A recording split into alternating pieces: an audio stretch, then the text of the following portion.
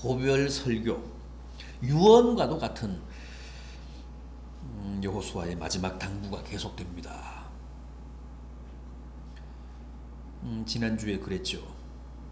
만일 여호와를 섬기는 것이 좋지 않게 보이거든 아모리 족속의 신이든지 너희 조상이 전에 섬기던 신이든지 오늘 택하라. 오직 나와 내 집은 여호와를 섬기겠노라.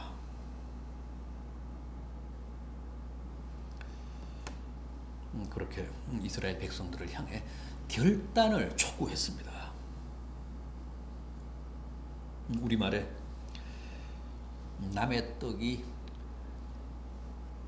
커 보인다는 말이 있죠. 독일 말에도 같은 뜻의 표현이 있습니다. 남의 정원의 잔디가 더 푸르게 보인다. 영어에도 그런 비슷한 말이 있었던 것 같습니다. 전에 광야 생활을 할 때는 주변에 다른 신들이 없었기 때문에 비교의 여지가 없었습니다. 상대적으로 그랬습니다. 과거 애굽에서 섬기던 신을 회고하고 반추하고 그러기는 했지만 아무튼 광야 생활 때는 다른 신의 미혹이 상대적으로 적었습니다. 그런데 지금은 그렇지가 않습니다. 가나안에 들어와서 보니까 가나안 원주민들의 신들이 많잖아요. 그렇다고 가나안 원주민들을 다 척결한 것도 아닙니다.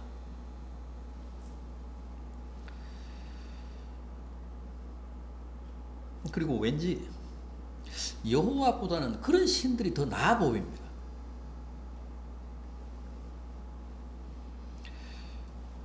가나안 원주민들이 섬기는 신들이 더 내게 복을 많이 줄 것 같고 또 가나안 땅에서 앞으로 이제 계속 정착해서 살 텐데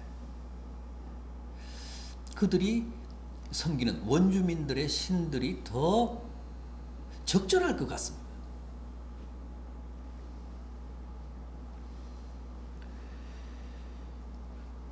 우선 그 우상들은 그렇잖아요. 우상들은 실체가 있습니다. 우상들은 입체적이잖아요. 다 형상이 있습니다. 여호와는 눈에 보이지 않잖아요. 돌로 만들었던가 나무로 깎았던가 아무튼 우상들은 확실한 실체가 있습니다. 눈에 보입니다. 신이. 그래서 막연하지 않고 추상적이지 않습니다. 여호와를 섬기다가 보면 눈에 안 보이기 때문에 자주 회의에 시달리잖아요. 정말 하나님이 계실까? 정말 지금도 살아서 역사하실까? 우리의 기도를 들으실까?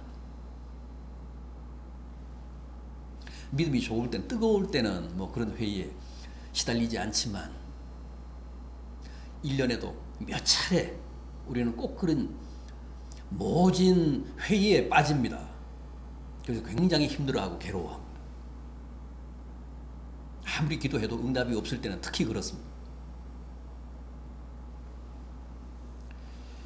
그런데 우상은 눈에 보이니까 항상 신당을 찾아가면 거기 웅크리고 앉아 있으니까 혹은 서 있으니까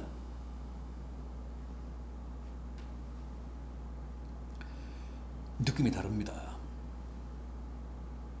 또 우상들이 약속하는 축복은 다 현실적입니다. 예를 들어서 가나안 원주민들의 대표적인 신이 바알 아닙니까? 바알입니다. 바알은 우레의 신, 비의 신, 풍요의 신입니다. 하늘의 비를 관장해서 한 해 농사를 아주 풍성하게 하는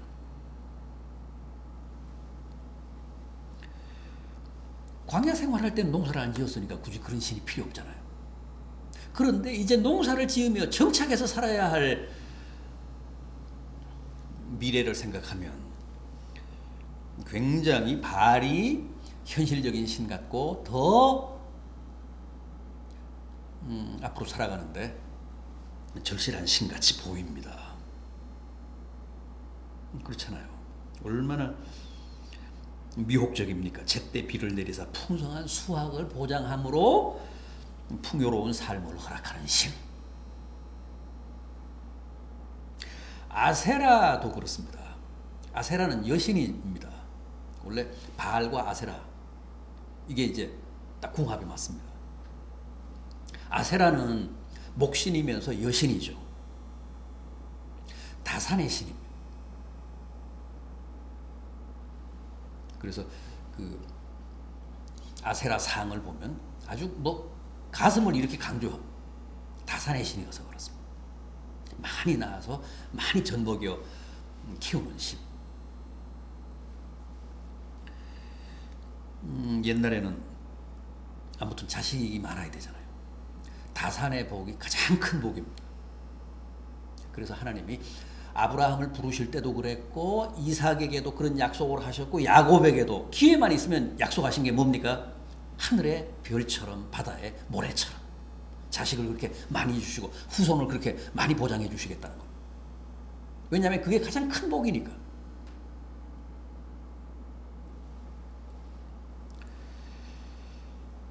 그런데 바로 아세라 목신이 그런 복을 약속하는 신이었습니다. 그러니까 굉장히 절실한 복, 굉장히 현실적이고 현세적인 복을 아낌없이 약속하는 신이 바알이고 아세라입니다. 그런데 비하면 여호와 하나님은 좀 그런 복 쪽에서 좀 약한 것 같습니다. 그러니까 훨씬 더 많은 매력을 느꼈습니다. 과거 우리가 유랑할 때는 몰라도 가나안에서 살 때는 역시 이런 신들을 섬기는 게 좋겠다.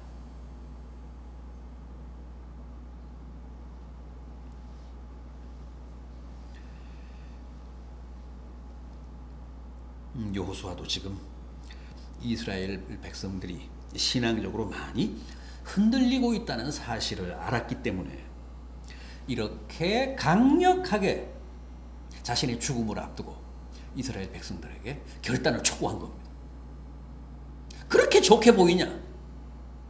그렇게 남의 떡이 커 보이냐? 그러면 그거 택하든가. 오늘 결단해라. 그러나 나와 내 가족은 여호와 하나님만을 섬기겠다.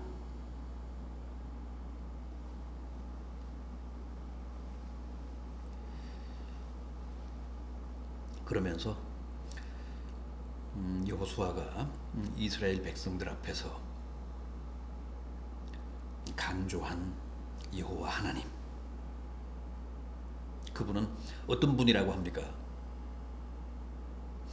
바알처럼 풍요를 보장하고 아세라처럼 다산을 책임지는 하나님이 아니라, 신이 아니라 어떤 하나님요? 19절을 보면 먼저 거룩하신 하나님이라고 합니다. 거룩하신 하나님이시여.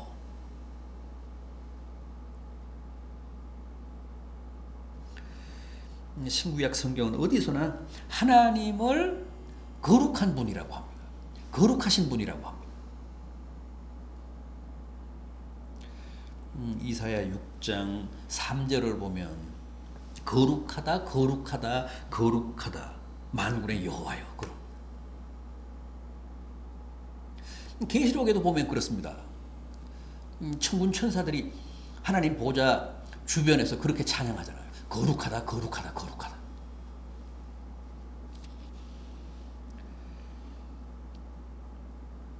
하나님의 거룩하심 무슨 뜻이죠?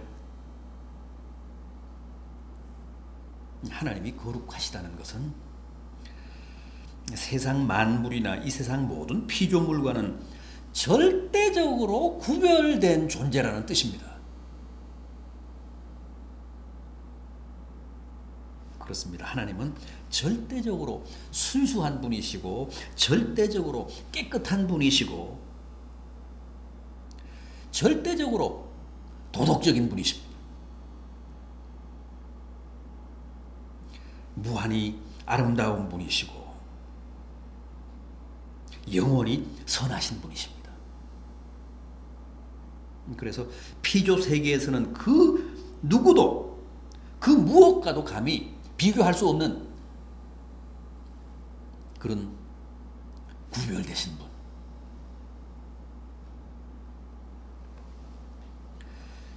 그래서 하나님은 속성상 절대 죄와 허물을 용납하실 수 없는 분이십니다.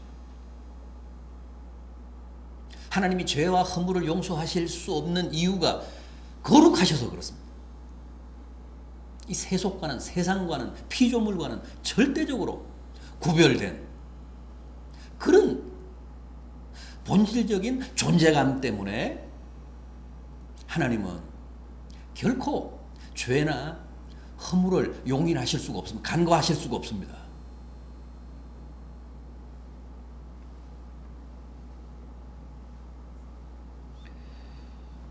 우리가 성도들인 이유, 천국이 거룩한 성인 이유, 다 하나님의 이 거룩하심 때문입니다. 그래서 하나님과 관계된 것은 다 거룩이 붙지 않습니까? 주일을 성일이라고 하잖아요. 목회를 성직이라고 하잖아요. 하나님 앞에 바치는 예물을 성물이라고 하잖아요.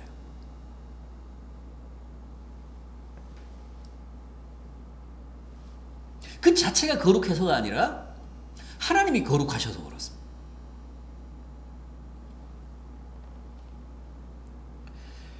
자, 하나님은 이렇게 당신이 거룩하신 분이시기 때문에 당신의 백성들인 우리 믿는 자들도 다 거룩하라고 하십니다. 내가 거룩하니 너희도 거룩하라. 그래야 죽이 맞다. 그래야 앞뒤가 맞다는 거죠.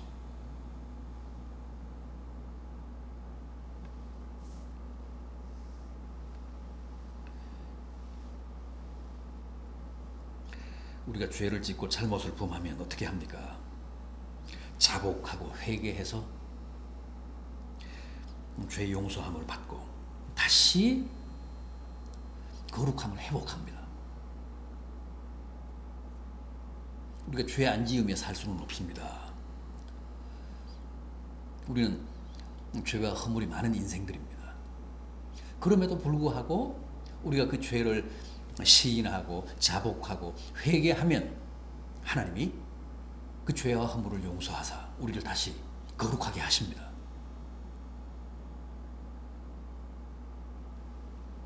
그러면서 우리가 날마다 성화되잖아요. 하나님의 거룩하심을 닮아가잖아요.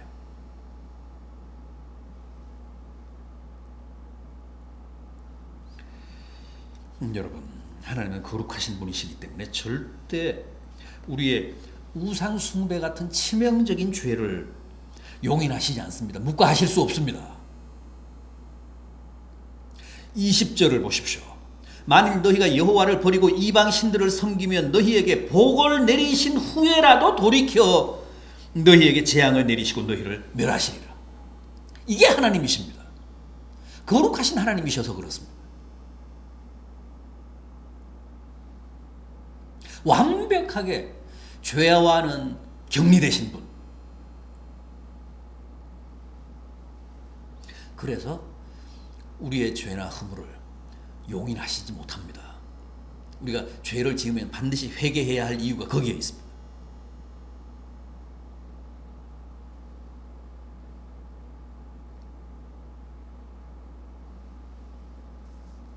오죽하면 복을 내리시다가도 우리가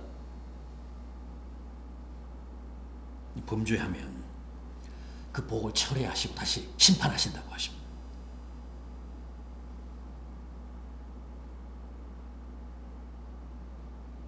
거룩하신 하나님이셔서 그렇습니다. 공의로우신 하나님이셔서 그렇습니다.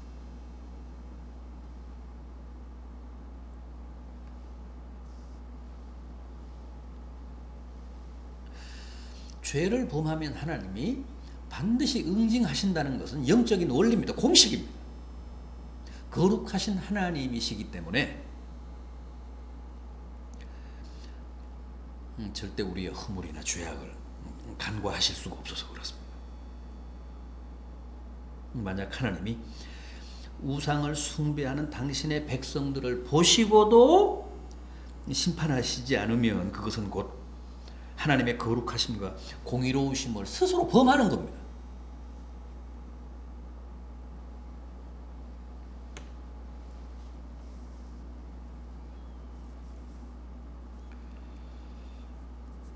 여러분,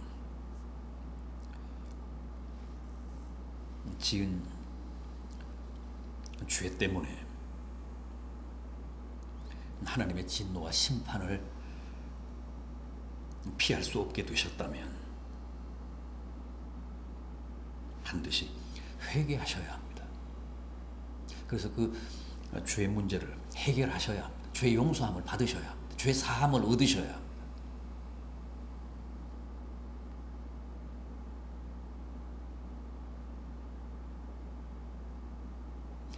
다음은 또 뭐라고 했습니까? 거룩하신 하나님이라고 했고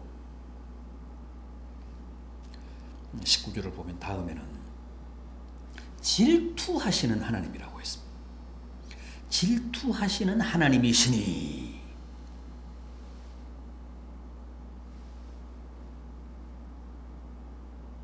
거룩하신 하나님에 이어 질투하시는 하나님이시라고 합니다.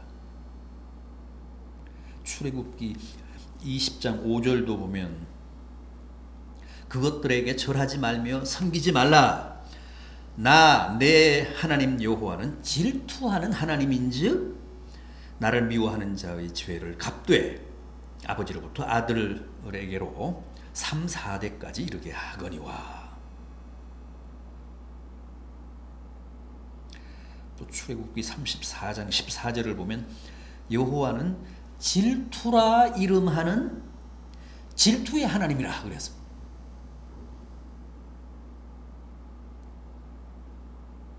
질투가 뭡니까? 보통은 이기적인 사랑을 말하죠. 이기적인 사랑을 뜻하는 투기심을 가리킵니다. 그런데 성경에 나오는 이 질투라는 말이 하나님에 대해 쓰일 때는 우리에 대한 하나님의 절대적인 사랑을 가리킵니다. 무한한 사랑, 집요하고도 끈질긴 사랑, 하나님의 사랑의 열심, 하나님의 사랑의 집념, 그걸 극단하게 표현해서 질투라고 하는데, 특히 우상을 경계할 때 쓰는 말씀입니다.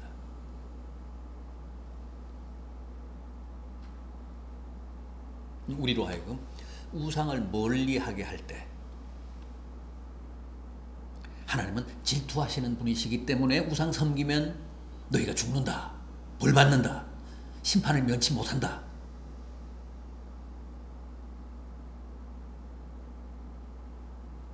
어떤 의미에서 하나님의 사랑을 배신하지 말라는 아주 극약 처방입니다. 질투하시는 하나님의 심기를 건드리지 말라.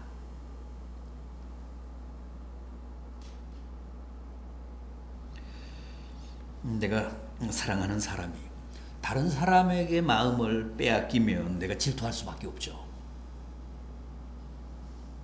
내가 사랑하는 사람이기 때문에 나만 사랑해야 되는데 다른 사람에게 눈길을 주면 내가 질투심이 발동합니다. 하나님도 꼭 같습니다. 하나님이 우리를 죽도록 사랑하시기 때문에 우리도 하나님을 그렇게 사랑해 주기를 바라십니다. 그런데 내가 그 하나님의 사랑을 배신하고 다른 우상을 따라가면 하나님의 그 배신감, 하나님이 느끼시는 배신감, 이루 말할 수 없다는 거죠. 왜냐하면 우리를 너무 사랑하시기 때문에, 우리를 너무 절대적으로 희생적으로 사랑하시기 때문에 우리가 다른 우상에게 우리의 마음을 빼앗기면 못 견뎌 하십니다.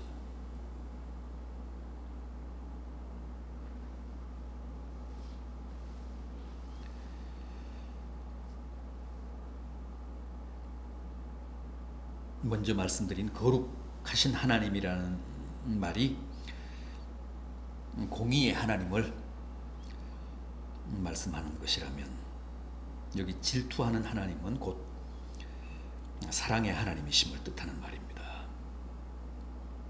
공의와 사랑. 공의와 사랑 뭡니까? 하나님의 구성 요소잖아요. 구성 요소. 하나님의 구성 요소를 뜻하는 하나님의 절대적인 속성이잖아요. 하나님은 공의와 사랑으로 이루어져 있습니다. 하나님의 그 존재의 본질을 우리가 분석을 하면 이렇게 공의와 사랑이라는 게 검출이 됩니다.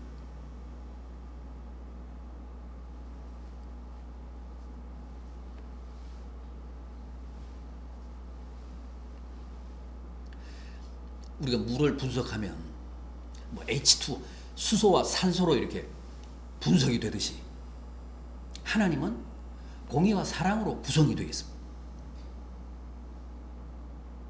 우상을 섬긴다는 것은 이 하나님의 본질을 우리가 건드리는 거예요. 범하는 거예요. 하나님 편에서는 적어도 그렇게 느끼십니다.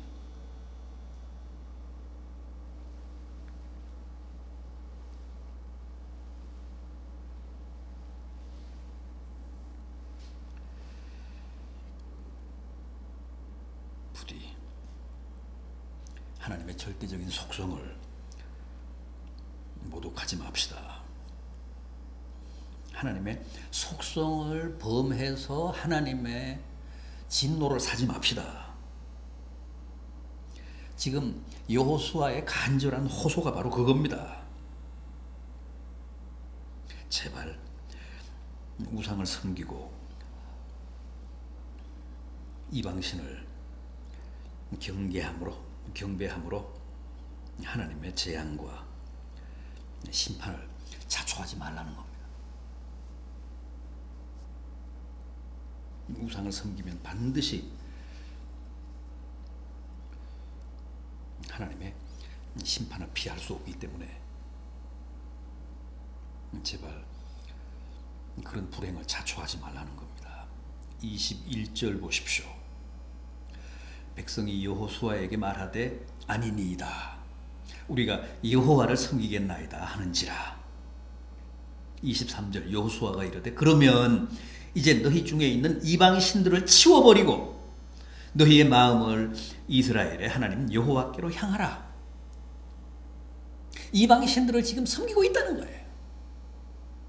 이방 신을 섬기고 있는 이스라엘 백성들이 한둘이 아니라는 겁니다.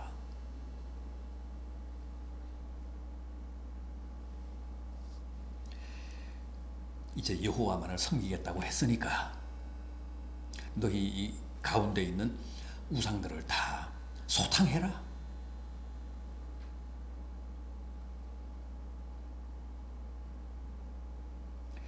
(24절) 보십시오. 백성이 여호수아에게 말하되 우리 하나님 여호와를 우리가 섬기고 그의 목소리를 우리가 청종하리이다. 다행히 백성들이 새로운 각오와 결의를 세웠습니다. 이방신들을 다 소탕하고 오직 하나님만을 섬기겠다고 다짐하고 맹세했습니다.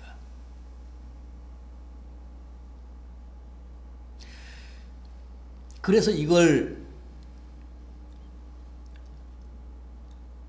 세겜의 언약이라고 합니다. 이 여호수아가 이스라엘 백성들을 상대로 최후로 맺은 이 언약, 세겜에서 세겜 그 평지에서 체결을 했기 때문에 이걸 세겜의 언약, 세겜 언약이라고 합니다. 25절 보십시오. 그날에 여호수아가 세겜에서 백성과 더불어 언약을 맺고 그들을 위하여 율례와 법도를 제정했다. 오직 이스라엘은 하나님만을 섬길 것이고 절대 우상을 숭배하지 않을 것이다. 하나님의 이름으로 하나님의 면전에서 맹세하고 다짐하며 언약을 수립했습니다.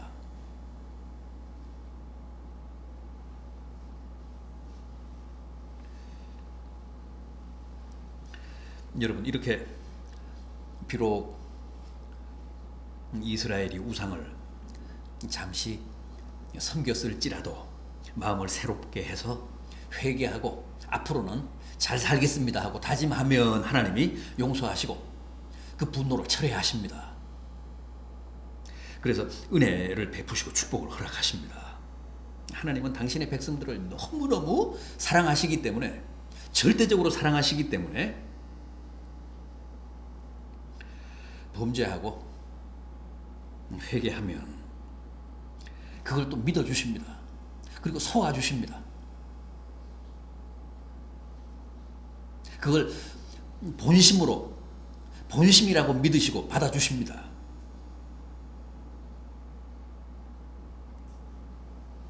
범죄하면 축복을 주시다가도 그걸 철회하고 다시 징계하시지만, 다시 돌이키면, 회개하면, 다시 안 그러겠다고 맹세하고 다짐하면 벌을 주시다가도 그걸 철회하시고 은혜를 베푸십니다.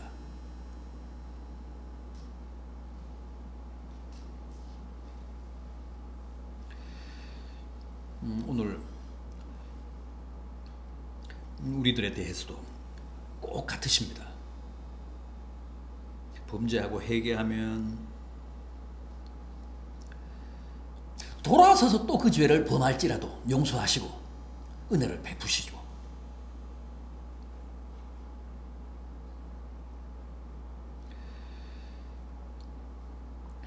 또 우리가 하나님의 사랑을 배신하고 언제 그런 다짐을 하고 맹세했느냐는 식으로 또 죄악에 빠지면 정신 차리라며 따끔하게 징계를 아끼시지 않습니다. 그게 하나님의 속성이십니다. 공의와 사랑의 하나님.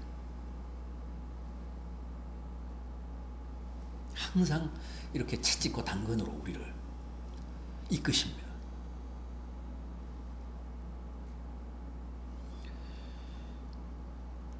부디 올 한 해를 결산하시면서 많이 회개하시고 많이 반성하심으로 하나님과 나 사이에 아무런 막힘이나 앙금이나 불편한 감정 없이 새해를 맞는 복된 성도들 되시기를 진심으로 기원합니다.